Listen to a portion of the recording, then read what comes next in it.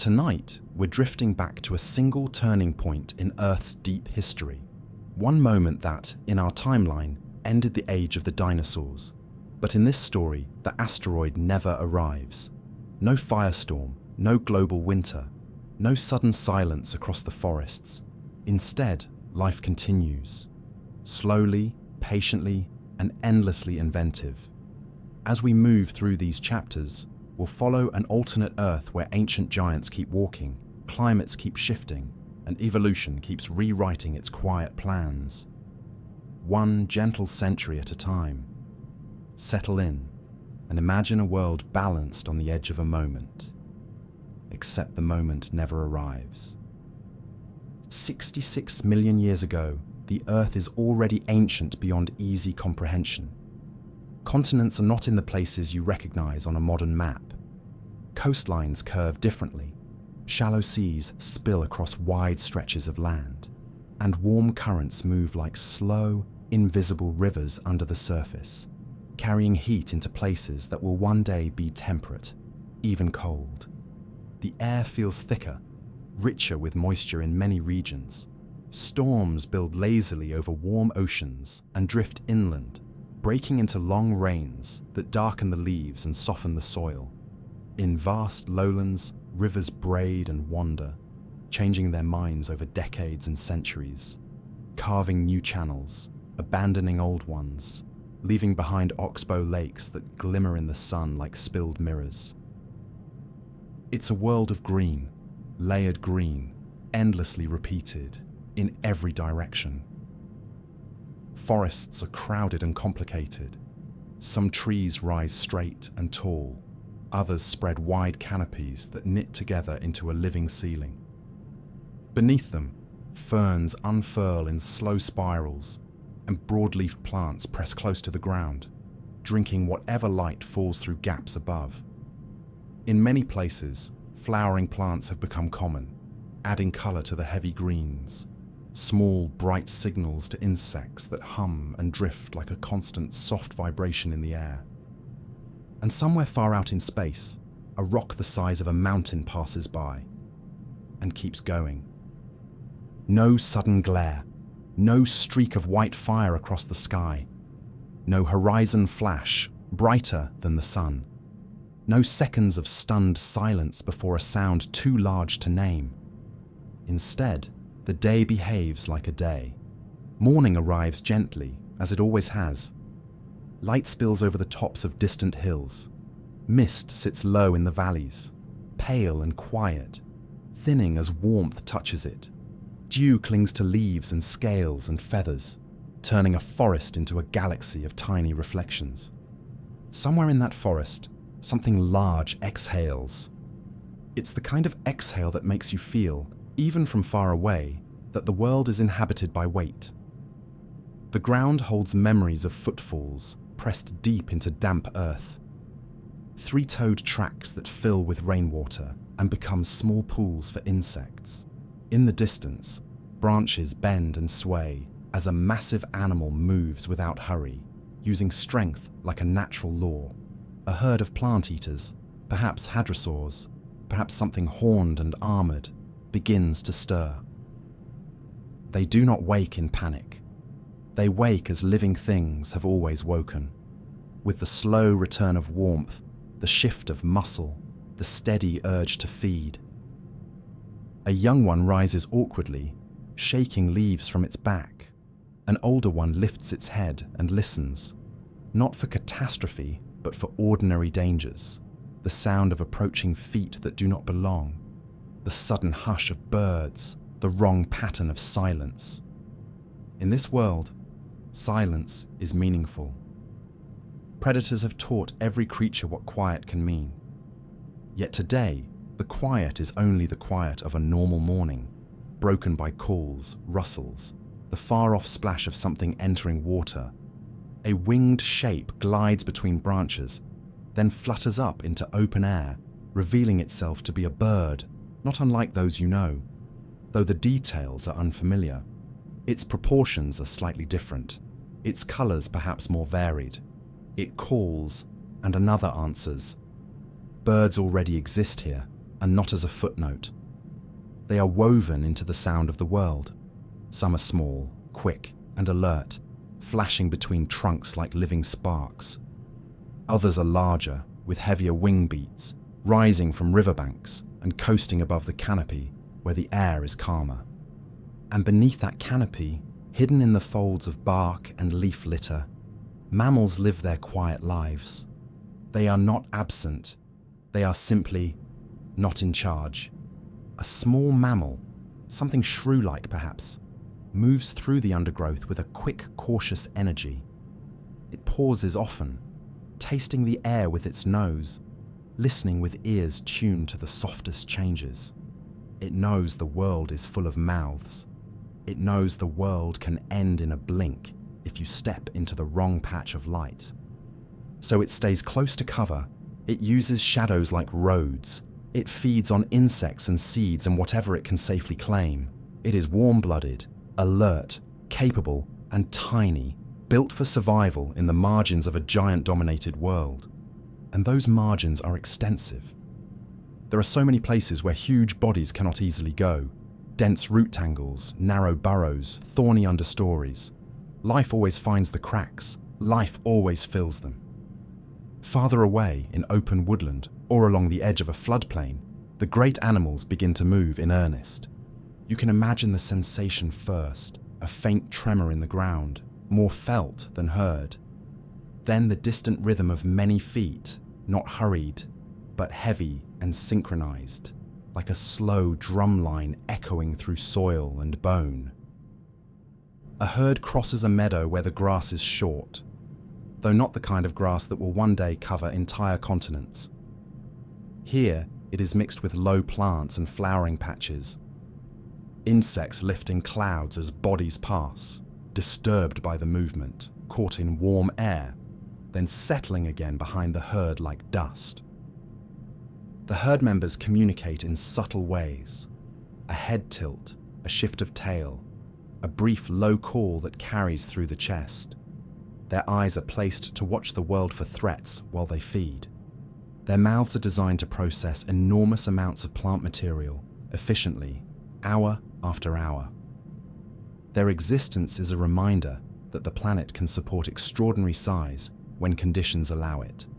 In our timeline, all of this would be about to change, about to be cut down not by a rival species, not by slow decline, but by sudden physics. But here, physics remains ordinary.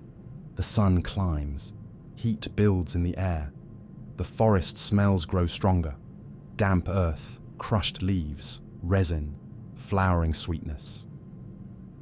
Somewhere, a reptile basks on a warm stone, its body turning sunlight into energy. Somewhere else, an amphibian waits near water, still and patient. And high above, clouds begin to gather. Not ominously, just naturally. In a warm world, water rises. The sky often holds these slow-building towers of white and grey, swelling over the landscape, carrying their load toward afternoon storms. Along a river, the water runs brown and full, carrying silt from distant rains. The river is not only water, it's food and movement and boundary and pathway. It draws animals in, one by one, each with its own strategy for approaching safely. A group of smaller dinosaurs, lean, quick, perhaps feathered, comes first, scanning the edges with sharp eyes. They drink, heads down, then up, always up, checking. A larger animal follows, its shadow spreading over the bank. It steps carefully, feeling for stable ground. Its feet press into mud, and the mud accepts them, recording the moment in a way that might last, if it dries and hardens and is later buried. In our world, those tracks would become fossils, and we would one day study them, and we would try to imagine what it felt like to be there. Here, you don't need to imagine. You can simply stay in the scene, letting it unfold. A sudden splash, something lunges in the shallows. Fish scatter in flashes of silver and shadow. A long-bodied creature rolls, then vanishes under the surface, leaving only ripples spreading outward. The riverbank quiets for a breath. Then life resumes. Because life, in this age, is practiced at continuing. In the distance, something calls, a deep sound, resonant, that travels through air and trees. It might be a territorial signal. It might be a contact call between members of a group. It's not a roar meant for drama. It's a working sound, functional, part of how this world stays organized. Elsewhere, in a more open region, an apex predator moves through tall plants with deliberate precision. It doesn't run unless it must. Running is expensive. A large predator, built for power, understands patience. It uses cover, wind direction, terrain. It knows where prey tends to gather, where it tends to travel, where it tends to relax. Its senses are keen, honed by countless generations. Its brain is specialized for hunting in a world where prey is large and vigilant. Each movement is a decision, each step placed to reduce noise. Somewhere nearby, prey animals sense something. Not a clear sighting, not a definite threat, but a shift in the pattern of the world. A bird stops calling. An insect cloud drifts away from a patch of shade. The air feels attentive. A few heads lift, a few bodies tense, tails stiffen slightly. Then the tension eases, because the predator does not strike yet, or chooses not to, or simply passes by. Not every day is a hunt. Not every hunt succeeds. In the long arithmetic of survival, failure is common, and life is built to endure it. The sun continues its climb. In the canopy, birds hop from branch to branch. Some peck at insects. Some collect bits of nesting material.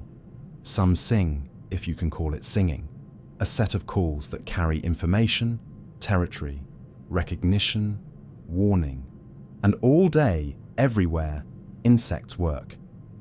They pollinate, they chew leaves, they build nests, they feed birds and small mammals and reptiles and amphibians. They are the small engines of the world, turning plant matter into movement, turning sunlight stored in leaves into life. In a humid clearing, a dragonfly-like insect hovers, its wings shimmering. It darts forward, stops, darts again. It is almost weightless, yet precise. At the edge of a swampy area, something armored and low, perhaps an ankylosaur, moves slowly through mud and vegetation. It is not graceful, but it is perfectly designed for what it is. A walking fortress, mouth low to the ground, body protected. It does not fear much. It has fewer predators than most. Nearby, smaller animals keep a respectful distance. Even herbivores can be dangerous in a world of enormous mass. And beyond all these details, the planet itself keeps doing what it does, turning, breathing, cycling. The oceans, too, are alive with continuity. In shallow seas, sunlight penetrates easily, and life thrives in layered communities. Coral-like structures grow. Fish weave through them. Larger marine reptiles, or the ancestors and relatives of the ones you know from fossils, patrol the open spaces, moving with smooth power. In our timeline, the oceans would soon lose key plankton groups, would suffer a collapse in food webs, would go dark in places. But here, the surface stays bright. Plankton bloom and drift. Tiny organisms multiply, die, sink, feed others. The base of the pyramid holds. The system remains stable, and stability allows complexity to deepen. Along a coastline, waves roll in and out, and on the sand, tracks appear. The marks of feet, claws, the drag of a tail. The tide will erase them soon, but for now they exist, brief signatures of an ordinary day. As afternoon arrives, the sky changes. Clouds thicken. The air grows heavier. The forest grows quieter, not with fear, but with anticipation of rain. Many creatures sense it before it happens, the pressure shift, the smell of distant water, the way the light dims. Then the rain begins. At first it's light, soft taps on leaves, scattered drops. Then it strengthens, turning into a steady fall, a million small impacts that awaken the scent of everything. Bark, soil, blossoms, decay, life. Raindrops gather on broad leaves and then fall in slow, heavy drips, creating a second rain beneath the canopy. Streams form quickly, trickling down paths, along roots, into low places where water waits. Animals respond in their own ways. Some seek shelter. Some continue feeding, unbothered, using the rain to cool their bodies. Some, especially smaller creatures, become more active, taking advantage of reduced visibility to move safely. The rain also brings sound.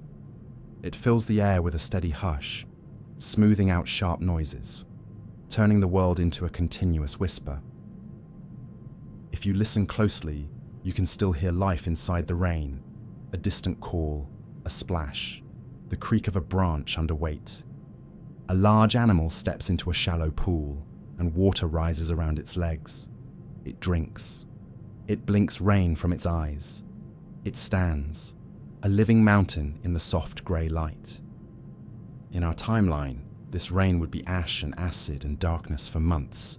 It would be a sky thick with particles, a sun turned faint, a chill creeping into the warm world, starving forests and collapsing ecosystems.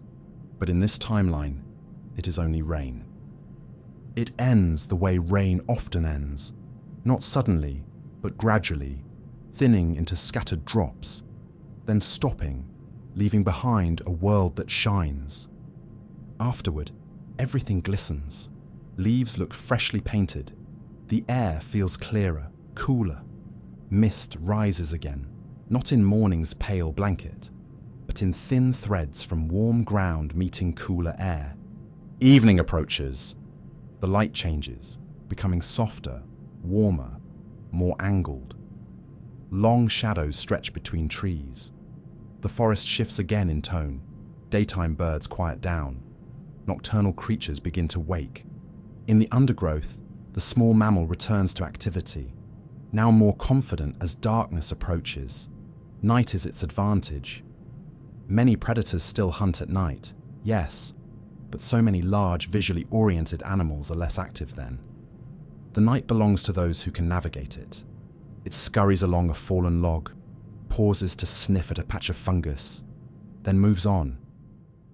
It is not thinking about destiny. It is thinking about food, warmth, safety. It is thinking about making it to tomorrow. Somewhere above, in the twilight sky, a pterosaur-like creature, if any still live in this region, might glide toward a roost. Or perhaps birds dominate the sky here now, filling the niches once more widely shared. Either way, the air is busy with wings settling, with silhouettes passing briefly across the fading blue. On the ground, dinosaurs continue their routines. Herds bed down in places that feel safe, open enough to see danger approaching, sheltered enough to block wind. Individuals keep watch while others rest, switching roles through the night. Predators choose their paths carefully, reading the landscape like a map. They know where herds sleep. They know where rivers narrow. They know where the ground gives good footing, where it turns to treacherous mud. And then night arrives fully. Stars appear, one by one, sharp and bright, in a sky untouched by city light. The Milky Way is a pale river overhead, and the moon, if it is up, casts a gentle glow over leaves and water. Everything feels both quiet and immense. This is what makes the mist moments so strange. How easily the world continues when nothing interrupts it.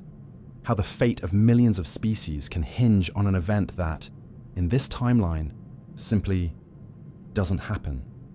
Somewhere, far away, the asteroid drifts through space, indifferent. It never learns the story it could have written. It never touches the atmosphere. It never becomes a crater. It never becomes a layer of iridium in the rocks. And because it never arrives, the world does not reset. The age of giant reptiles continues, not as a single unchanging rain, but as a living, shifting tapestry. Dinosaurs keep evolving in small ways, generation after generation. Birds keep refining their flight, their voices, their intelligence. Mammals keep surviving in their hidden corners, adjusting their lives around the giants. The planet keeps its rhythm. Waves rise and fall. Forests breathe. Rivers drag mountains toward the sea grain by grain. Seasons shift, slowly, gently, in patterns too large to notice day to day. And in the calm continuity of this evening, under this ancient sky, you can almost feel time itself moving, not as a rushing river, but as a deep, steady current. A world continues because nothing ends it. Not tonight, not on this day that never happened. In the absence of a sudden ending, dominance doesn't disappear. It simply becomes more refined. Across the continents, the great dinosaur lineages continue their slow work of becoming. Not in dramatic leaps, but in countless small adjustments. Slightly stronger legs for long migrations, slightly broader beaks for tougher plants. Slightly different patterns of growth, so the young survive a little better in harsh seasons. The world is still ruled by old kings, but even kings must adapt to their own success. On open plains and river deltas, enormous herds move like weather systems. From far away, they look almost like the land itself is shifting. Thousands of bodies flowing forward, stopping, feeding, flowing again. Their footsteps press paths into the earth so consistently that future generations follow them without ever being taught, the way water finds the same valleys year after year. And within those herds, life has structure. There are safe centers where the smallest individuals stay close. There are outer rings where stronger bodies take the risk. There are sentinels, animals that lift their heads more often, eyes scanning the horizon, reading the distant birds for changes in their calls. Horns, frills, plates, spikes, and armored backs are not just decorations. In a world where the stage never clears, defenses become a language. A display can mean, "I'm healthy." A posture can mean, "Don't waste your energy." A lowered head can mean, "If you come closer, you may not walk away." In some regions, the horned ones diversify into shapes you would barely recognize. Some carry sweeping horns like crescent moons, built more for display and ritual contests than for combat. Others grow compact, forward curving horns like tools. Effective, efficient, practical. Their faces become billboards of identity, so that even at a distance, members of a group can recognize one another. Farther inland, where forests thicken and visibility shrinks, different kinds of bodies become successful. Smaller dinosaurs, still large by modern standards, but modest beside the giants, develop the ability to turn quickly, to move between trees and undergrowth, to vanish into green shadow. In the humid gloom, a predator's patience is tested. In the green labyrinth, ambush becomes an art.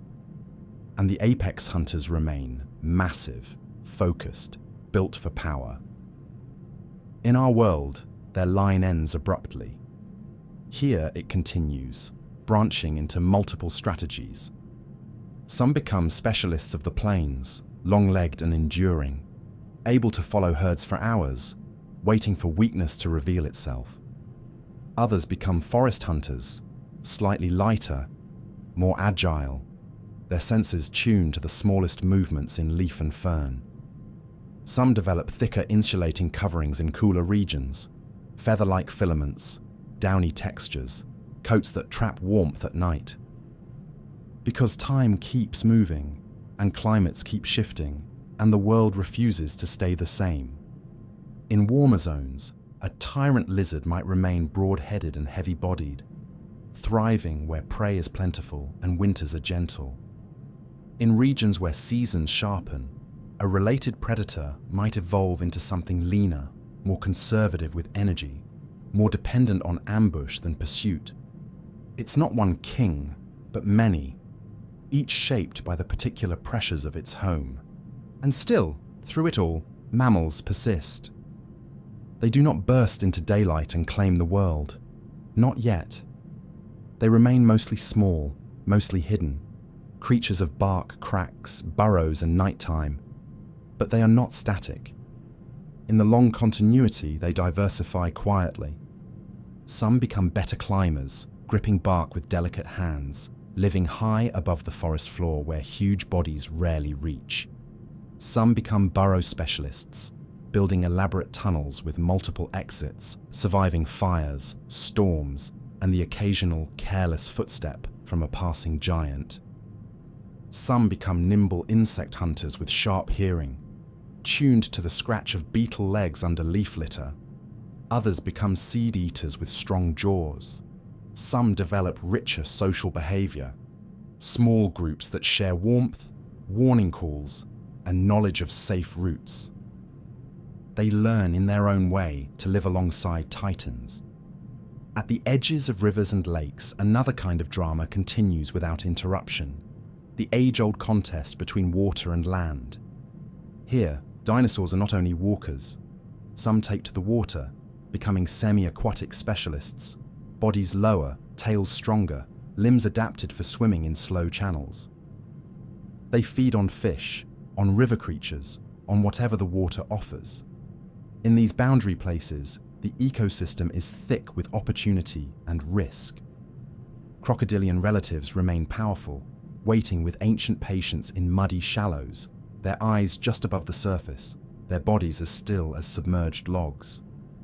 Above the waterways, birds become increasingly important, not as replacements for dinosaurs, but as a parallel success story. With no global catastrophe to narrow options, birds spread into many roles. Fishers, insect hunters, seed dispersers, scavengers, coastal gliders, forest songsters. Their intelligence deepens because it is useful. Their communication grows more complex because it keeps them alive. The skies become busy with small decisions, where to feed, where to roost, when to warn, when to flee. And in this world, the great flying reptiles, pterosaurs, may persist longer too, depending on competition and climate. In some coastlines, they might remain masters of soaring, catching sea breezes with wide wings, nesting on cliffs, drifting over wave tops like living shadows. The planet does not simplify itself. It complicates. On isolated landmasses, evolution does what it always does in isolation. It becomes experimental. In southern regions, separated by distance and currents, dinosaur lineages take strange turns. Some become taller and more long-necked, browsing high forests that spread under warm skies. Others evolve into compact, powerful forms adapted to rugged terrain. Some develop odd crests, sails, or feathering, features that might begin as temperature control or display or both, and then become traditions written into the body. With time, entire ecosystems develop their own signatures. A forest in one hemisphere may be filled with familiar-looking shapes, while a forest across the ocean holds animals that seem like cousins from a dream, recognizable, yet undeniably different. And always, there is the slow pressure of plants.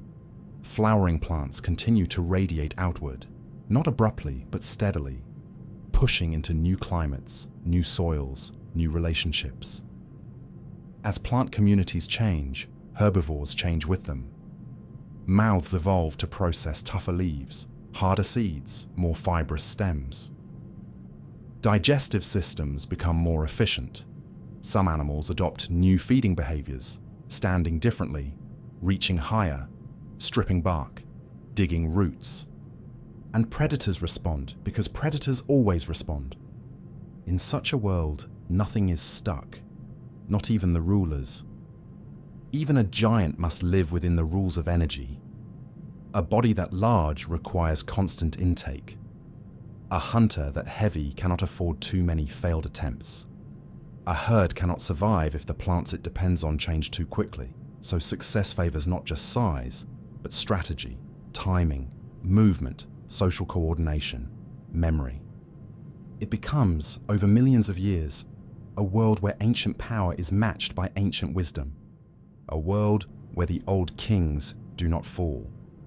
They simply learn new ways to remain. And while the land continues this long, intricate story, the oceans keep their own, quiet, immense, and endlessly alive. In our timeline, the seas suffer a sudden shock. Food webs shatter from the bottom upward. Whole communities vanish in a geologic blink. But here, the oceans do not go silent. They keep breathing with plankton. Near the surface, microscopic life drifts in the sunlit layer, turning light into energy. The water is never truly empty. It is filled with living particles, cells and larvae and tiny creatures that rise and sink with the day, like a slow vertical migration, a daily tide of life. This floating abundance feeds everything above it. Small fish gather where plankton is thick, moving in shimmering schools that change shape like thought. Predators slice through the edges, taking what they can.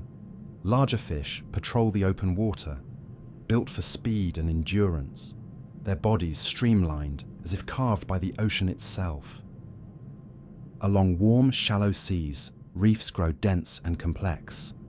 Some are formed by corals similar to those you know. Others may be built by different architects, shell-building creatures, reef-forming clams like rudists that, in this timeline, never vanish. They create habitats full of crevices and caves, places where juvenile fish hide, where crustaceans scuttle, where color and movement never fully stop. The reef is a city without walls. By day, it is busy with feeding. By night, it changes residence. Nocturnal hunters emerge, and the city becomes quieter, more cautious, more secretive. Over open water, large marine reptiles continue to thrive. Mosasaur-like predators remain powerful in warm seas, moving with muscular tails, steering with fins, turning with surprising precision. They are not mindless monsters. They are efficient swimmers built to dominate an environment where speed and timing decide everything. They hunt fish, other reptiles, anything they can catch, and the ocean makes room for them because the base of the food web remains strong. Plesiosaur relatives, long-necked forms in some regions, shorter-necked, heavy-headed hunters in others, glide through mid-water like slow, living submarines. They do not rush unless they need to. They drift, they watch, they strike with sudden motion, and then return to calm. And the ancient shell-bearers continue too. Ammonites, those elegant, spiraled creatures, never reach their abrupt end. In this alternate ocean, they keep diversifying, becoming larger in some seas, smaller and faster in others.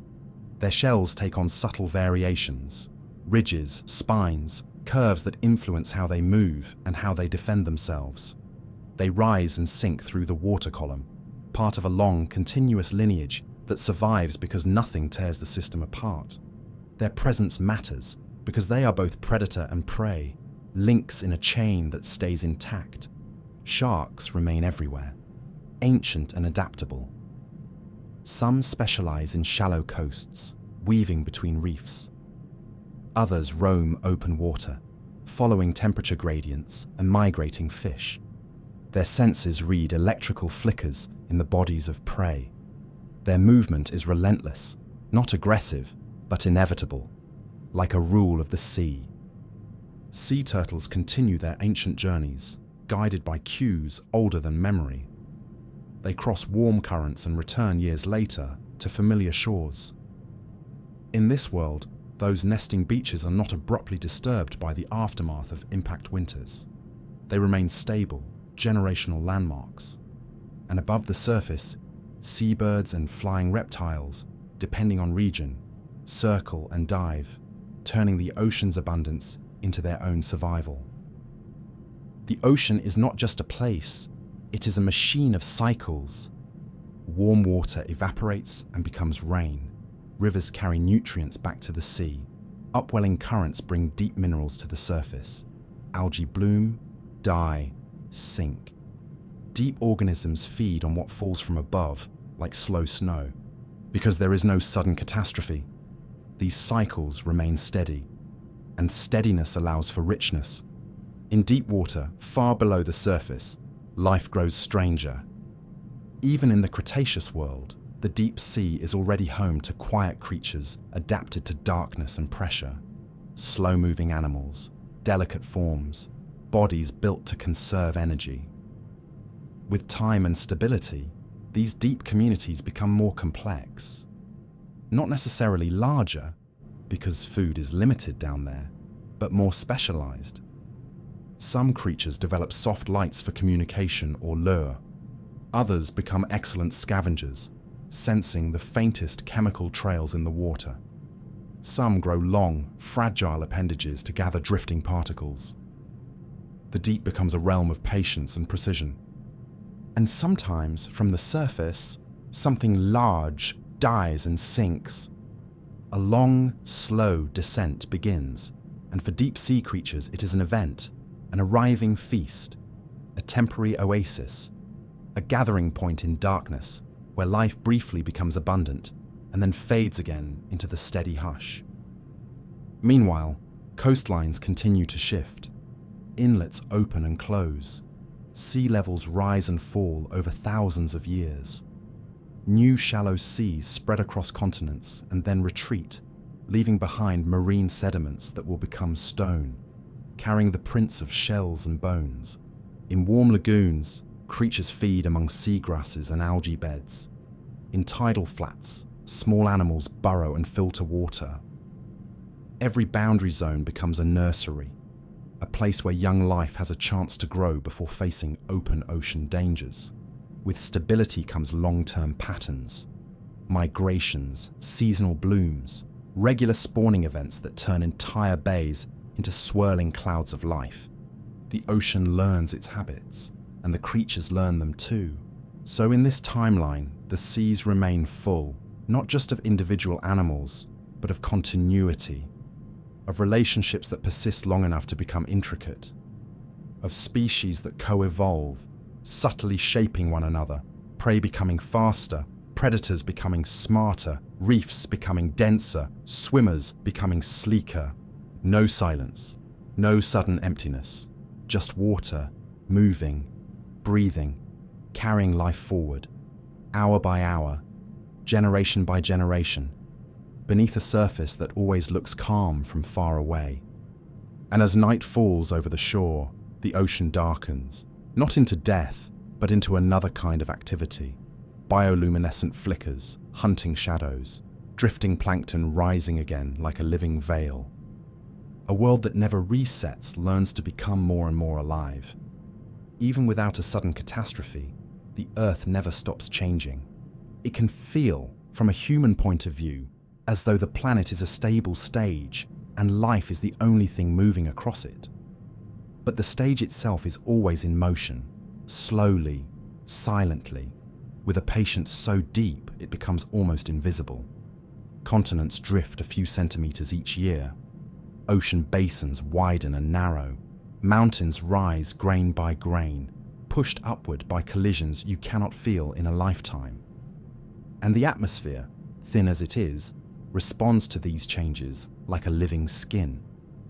Over long stretches of time, the warm late Cretaceous world begins to lean towards something cooler.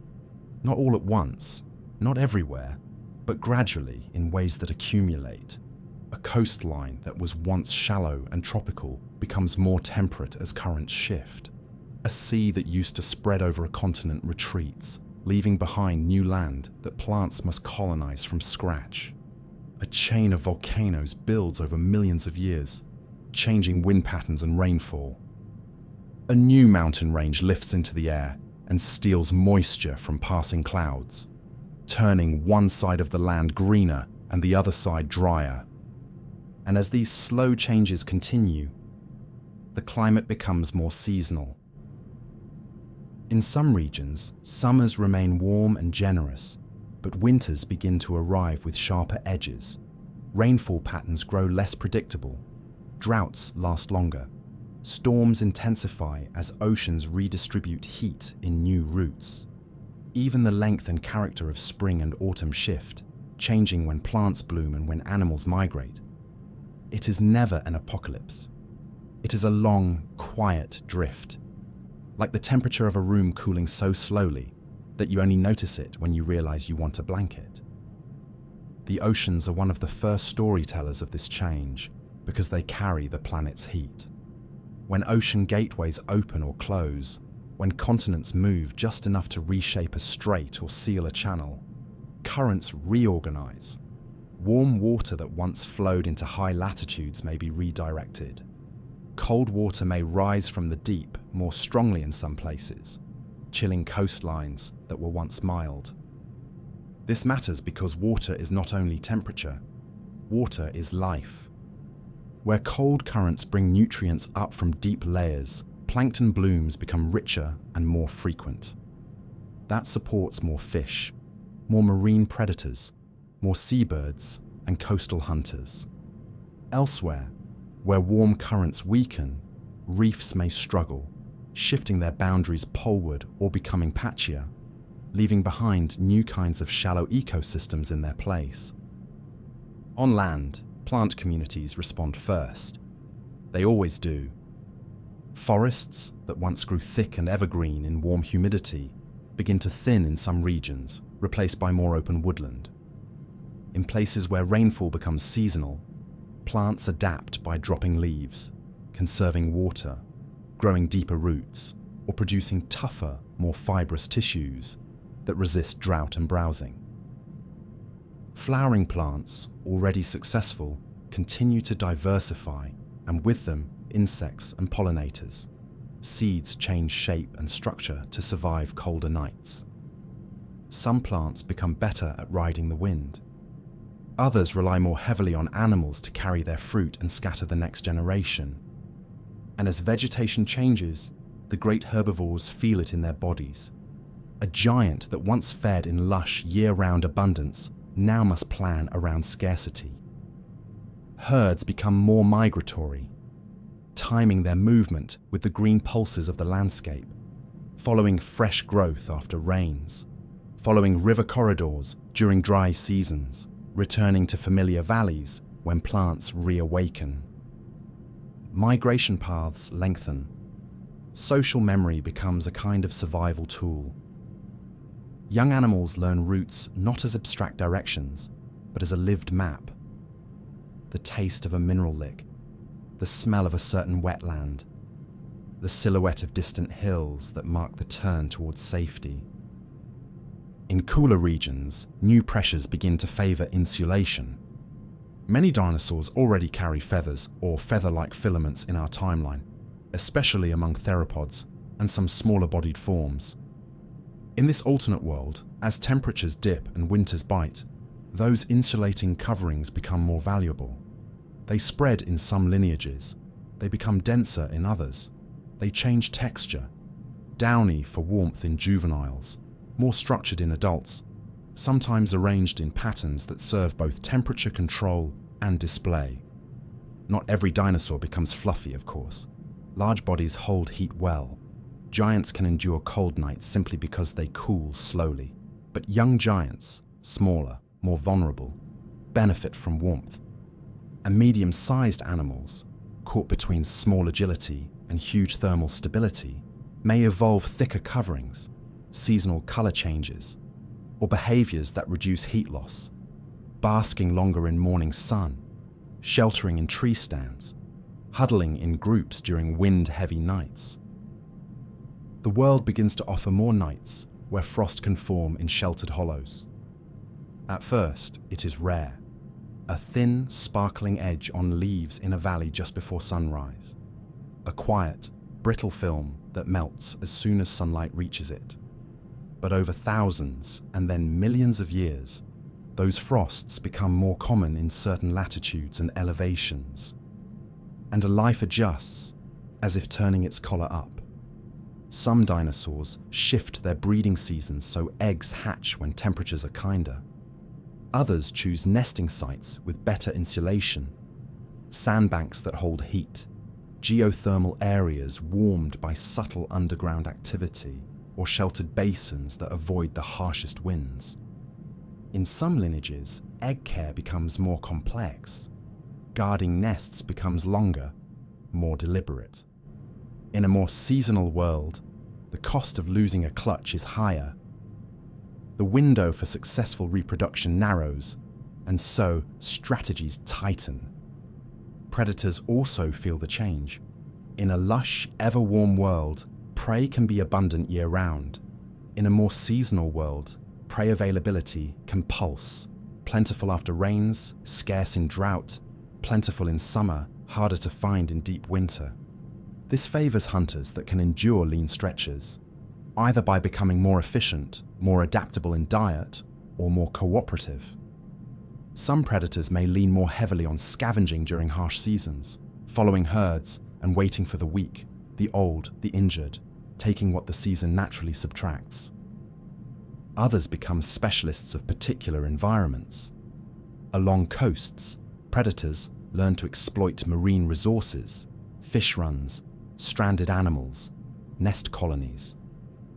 Along rivers, they learn the rhythm of migrations and the reliable presence of water even when the land dries. In forested regions, ambush becomes even more valuable. When energy is precious, a single successful strike can mean survival. Hunters become quieter, more attentive, better at reading the small signs, the way birds flush, the way a herd shifts its weight, the faint scent of fear carried on wind. And then there is the deep, slow hand of geology. In our timeline, the late Cretaceous includes massive volcanic activity in India, the Deccan Traps, releasing gases that can influence climate. In this alternate world, those eruptions may still occur, still pouring lava in long, relentless episodes. Without the asteroid's sudden blow, the planet may absorb those disruptions differently, still stressed, still changing, but less abruptly broken. Volcanism can warm or cool, depending on what is released and how it interacts with oceans and clouds. It can cause acid rain, shift vegetation, disrupt food webs regionally. It can make certain decades or centuries harsher than the ones before. But because ecosystems are not simultaneously slammed by impact winter, firestorms, and global darkness, they may have more room to adapt and rebalance, even as the planet stirs. Some species decline, others expand, ranges move, populations fragment, then reconnect later. Evolution follows the cracks and opportunities these disruptions create. It becomes a world where change is constant, but rarely absolute.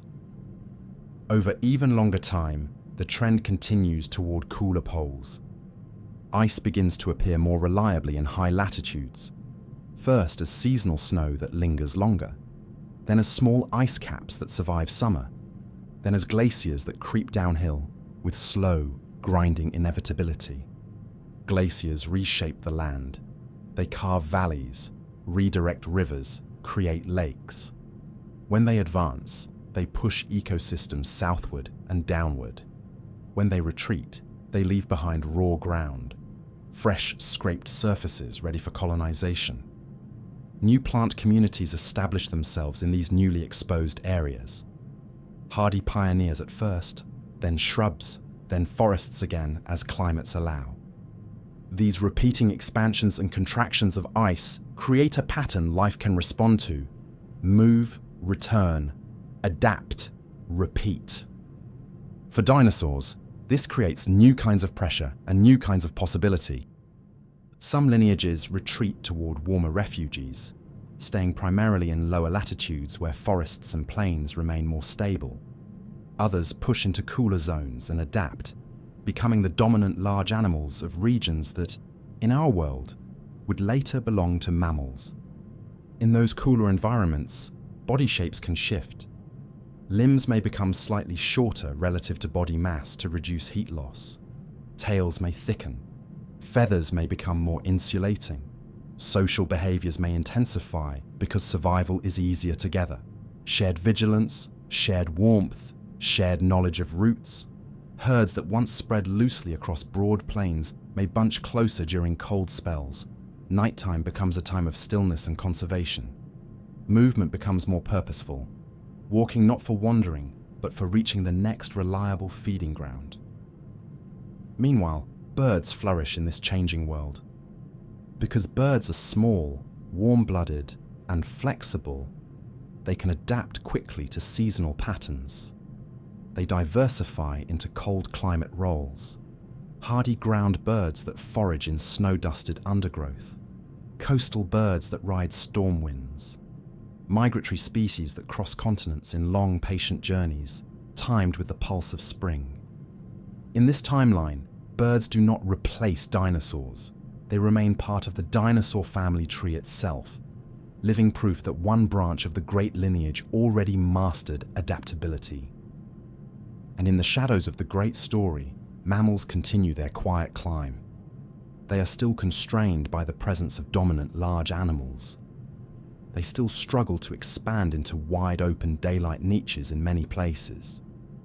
But a cooler, more seasonal world can favor warm-blooded endurance, nocturnal flexibility, and rapid reproduction, traits mammals already possess.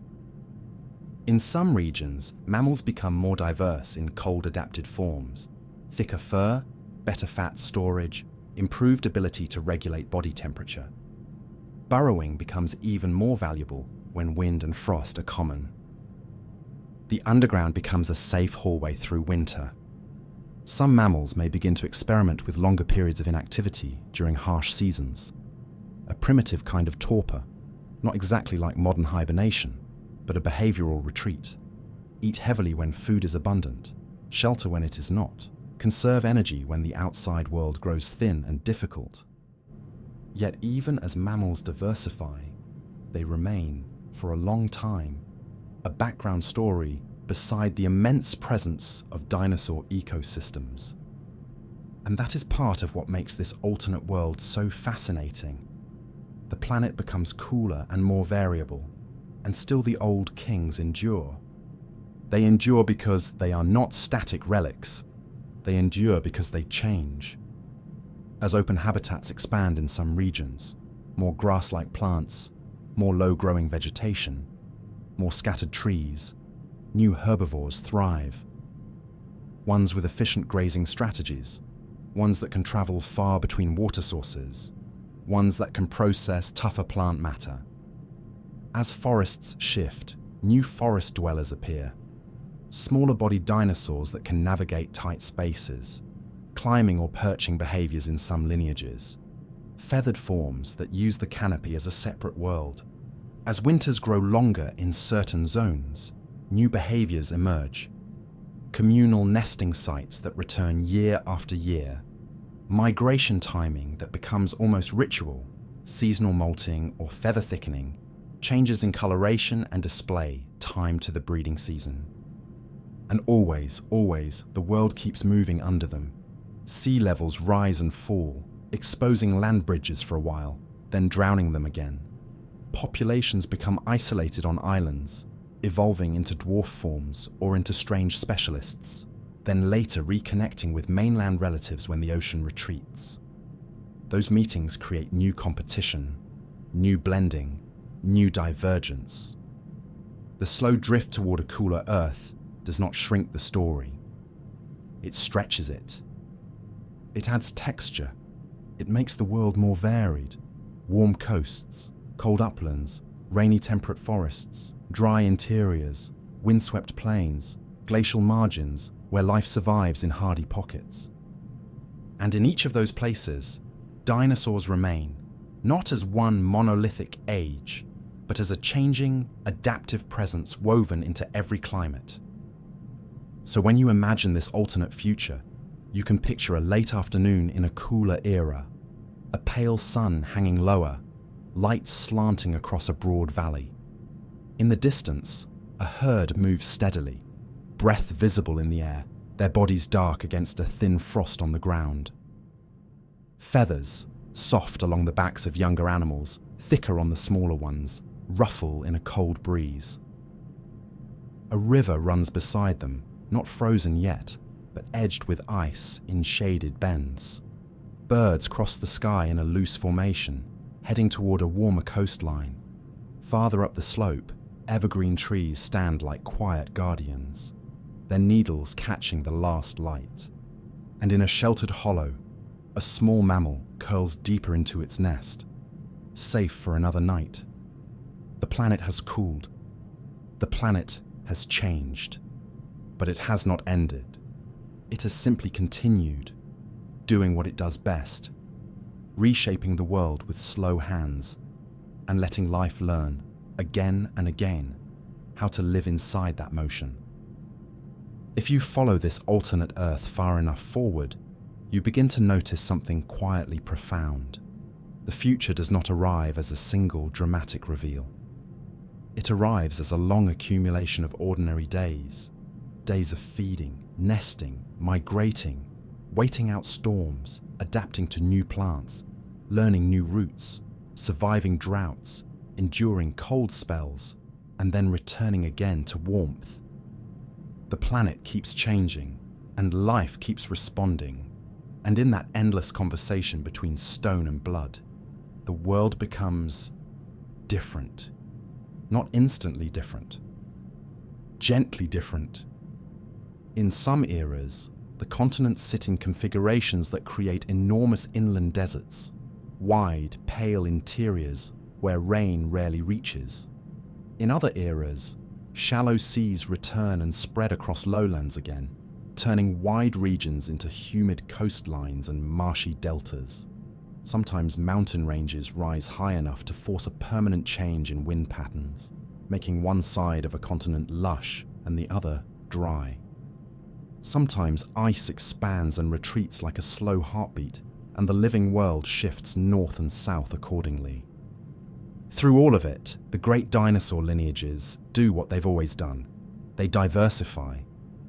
In one region, you might find herds that have become masters of the open plains, traveling in long seasonal circuits that last months. They move with a steady endurance, stepping through familiar corridors shaped by generations, valleys that hold water, ridges that stay dry, passes that remain safe when rivers swell. Their bodies are built not just for size, but for efficiency, conserving energy across distance. Their young learn to walk early, to follow, to understand the subtle signals of the herd, a sudden pause, a head lifted, a shift of direction that means something has changed. In another region, forests have thickened again, and the most successful dinosaurs are not the biggest, but the most nimble. Smaller, feathered forms slip through shadows, living in the layered world of trunks and branches and canopy. Some become expert climbers. Some become specialists in eating seeds and tough fruits. Some become insect hunters that can still, for long moments, then strike with astonishing speed. Along coasts, you might see creatures that have learned to live at the border between land and sea, feeding on shellfish beds and seasonal fish runs. They time their movements with the tides, returning to the same flats when the water retreats, leaving behind shining shallows and exposed sandbars. The coastline becomes a kind of calendar written in salt and moonlight, and the animals read it without thinking. And the apex predators remain, but they do not remain the same. In a world that never resets, there is no single final boss predator that stands unchallenged for all time. Predators change as prey changes. In places where herds grow larger and defenses grow stronger, hunters may evolve toward better strategy, more patience, more precision, perhaps even more cooperation. In places where prey becomes smaller and faster, hunters may become sleeker, built for short bursts and rapid turns. In colder regions, hunters may carry thicker insulating coverings, their silhouettes softer, their bodies adapted to conserve warmth through long nights. Sometimes, over long enough time, ecosystems produce predators that rely less on brute power and more on timing and intelligence. Reading herd behavior, understanding wind direction, recognizing patterns in the movements of other species. Not because the world wants intelligence, but because the world rewards any trait that improves survival.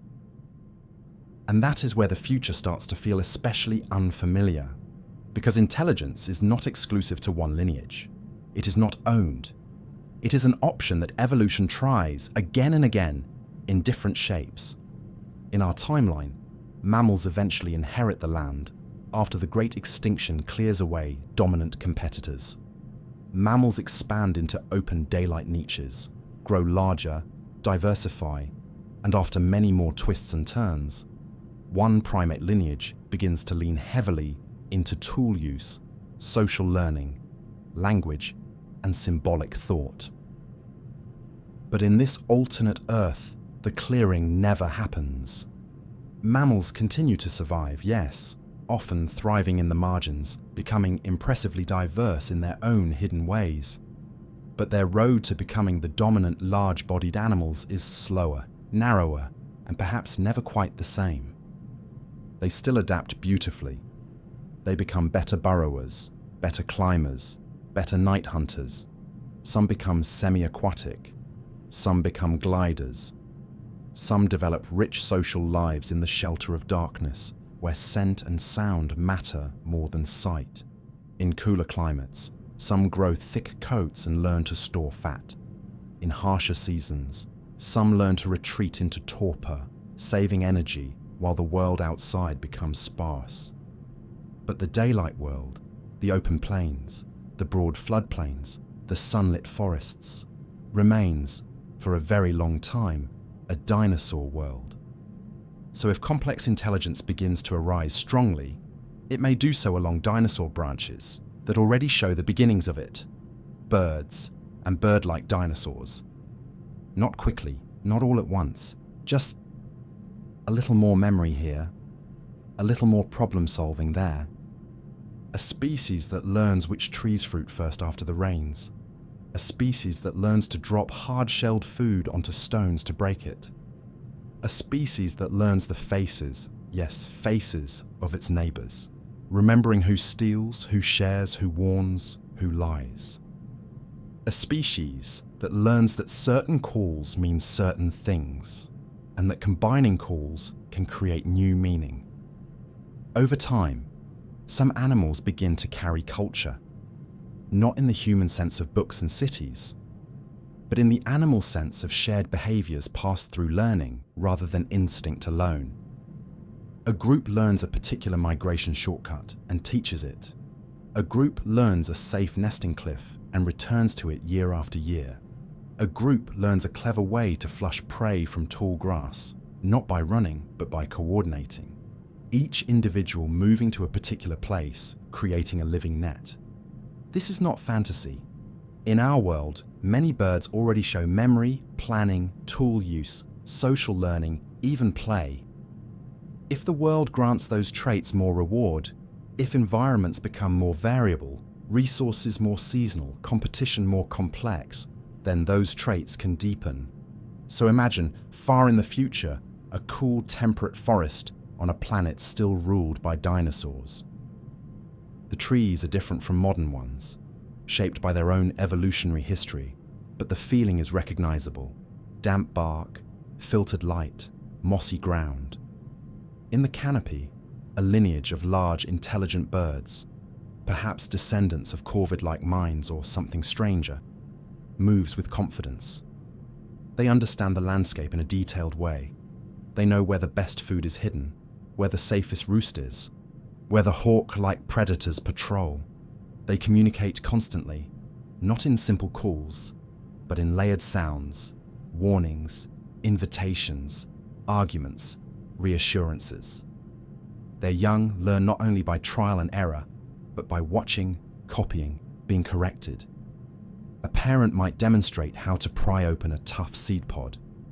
Another might show how to use a curved stick to pull insects from a crack.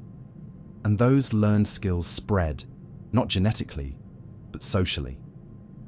Below them, on the forest floor, a feathered dinosaur, something mid-sized, upright, quick, may move in a small group, alert and coordinated, relying on one another's eyes and signals.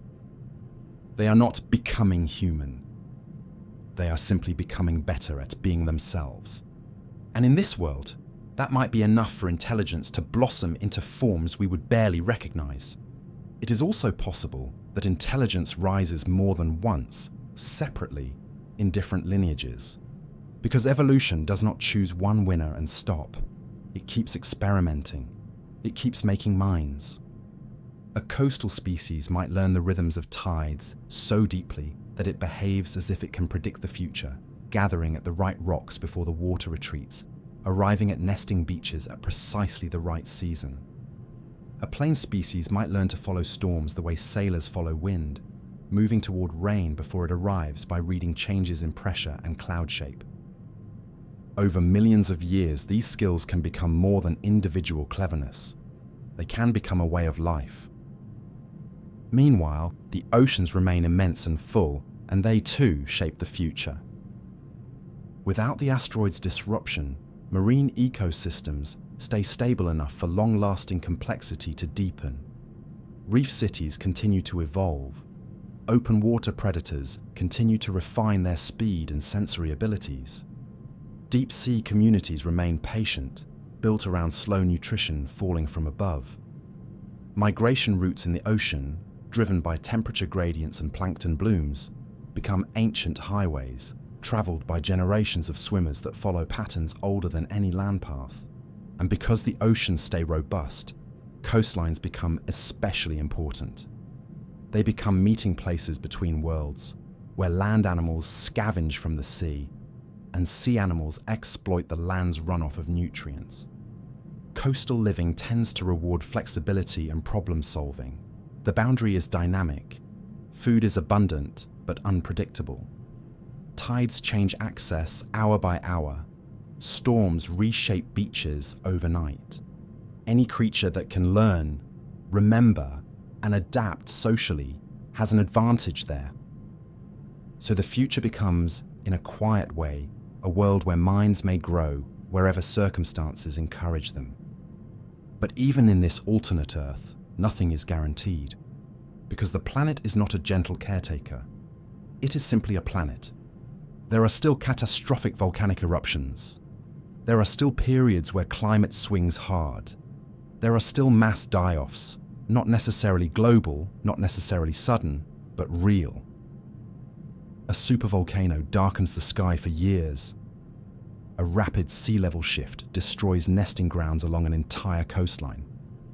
A prolonged drought changes a forest into a savanna and breaks long-standing migration routes. Diseases emerge and spread through dense populations. The difference is not that suffering vanishes. The difference is that the story is not rewritten in one violent stroke. Instead, life continues to be shaped by many pressures, layered over time. And in that layered world, you begin to see a future that is less like a straight line and more like a branching river delta. Many channels, many possible endings, none of them inevitable. In some futures, dinosaurs remain dominant indefinitely, and mammals stay mostly small, highly diverse, incredibly clever in their own ways, but rarely large, rarely in control of broad landscapes. In other futures, mammals gradually expand into more roles anyway, not because the dinosaurs disappear, but because niches open in subtler ways. Perhaps a long cooling trend favors certain mammalian advantages in specific regions. Perhaps a chain of environmental shifts fragments dinosaur populations and reduces their dominance in some habitats. Perhaps mammals become more successful in temperate zones, while dinosaurs remain strongest in the tropics. In some futures, you might see a world divided by latitude, dinosaur-rich equatorial regions, mammal-rich temperate regions, and highly specialized life at the edges of ice. In other futures, birds become the most visibly intelligent animals on land, carrying complex social traditions, shaping their environments in small ways. building elaborate communal nesting structures, using fire cautiously if it becomes possible to control, or manipulating objects with increasing sophistication. It's also possible that civilization, as we understand it, never forms at all, not because intelligence fails, but because the ecological circumstances that push one lineage toward that specific pathway never align. Tool use may flourish without leading to cities. Social complexity may deepen without leading to agriculture. Communication may grow rich without turning into written symbols. Or, just as intriguingly, the planet could produce a kind of civilization that looks nothing like ours. Imagine an animal with a strong social mind, excellent memory, and dexterous beak or claw. Not a hand, but something capable enough. Imagine it living in a world where the dominant large animals remain dangerous, where open land is risky, where building huge permanent structures is impractical. In such a world, intelligence might express itself as mobility rather than settlement, a roaming culture, a living network, knowledge carried in memory and song, tools made quickly from local materials and abandoned just as quickly, social bonds that stretch across vast distances through repeated migration patterns, traditions tied to rivers and cliffs and seasonal blooms rather than to property lines. A mind does not need skyscrapers to be advanced. It only needs problems worth solving. And in this alternate world, problems never run out. The seasons keep shifting, the land keeps moving, rivers keep changing, competitors keep adapting, predators keep learning, prey keeps getting smarter, plants keep inventing new defenses, insects keep changing their timing, oceans keep reorganizing their currents. So the future, in the deepest sense, becomes a world of continual invention. Even the familiar concept of the end grows strange here. In our timeline, we often think of the dinosaurs as a closed book, an age that ended. But in this world, there is no hard line. There is no neat before and after. There is only a long continuity in which the descendants of those ancient creatures are still around, still evolving, still shaping ecosystems. And that continuity changes how you feel time, because when nothing resets, the past never fully disappears. It becomes layered into the present, like old forests beneath new forests, like ancient coastlines buried under modern sediments. A dinosaur herd crossing a valley might be following a route that has existed, in some form, for tens of millions of years. A bird's call might carry a pattern that its ancestors used long before the first ice appeared at the poles. A reef might be built upon the skeletons of countless generations. A city stacked over a city, stacked over a city. If you drift far enough into this future, you might even find places where the landscape itself feels like memory. Paths worn into stone, cliffside rookeries used for ages, river bends that have guided migrations for longer than the concept of guidance existed. And in such a world, you can imagine standing, quietly, in your mind, on a high ridge at dawn. Below, a wide valley opens like a slow breath. Mist pools in low places. A river glows faintly, reflecting the first light. In the distance, a herd moves as a dark ribbon across pale grass. Their shapes are familiar in silhouette but altered in detail, adapted to this era's climate, this era's plants, this era's predators. Above them, birds cross the sky in steady lines, some migrating, some simply traveling between feeding grounds. Their wings catch the sunlight for a moment and flash bright, then fade again into shadow. Farther away on the edge of a forest, you might notice movement that is quieter, more subtle. A small group of clever social animals gathering around a fallen log, using stones or sticks, communicating in soft sounds, not announcing themselves, not conquering, just living, learning, passing knowledge forward the way fire passes from candle to candle. And the most remarkable part is how ordinary it all seems. Not because it is boring, but because life makes even wonder into routine. This is the heart of the alternate future, a world where the story continues without a dramatic page turn. And because of that, the future is not a single destination. It is 1,000 branching possibilities, each shaped by weather and stone, hunger and fear, cooperation and chance. The asteroid never hits, so life never has to start over. It simply keeps walking forward, softly, through time, carrying ancient forms into new climates, carrying old instincts into new problems, carrying the quiet spark of awareness into shapes we have never met. And if you let yourself linger there, in that long future, it becomes less like a science fiction twist and more like a gentle reminder.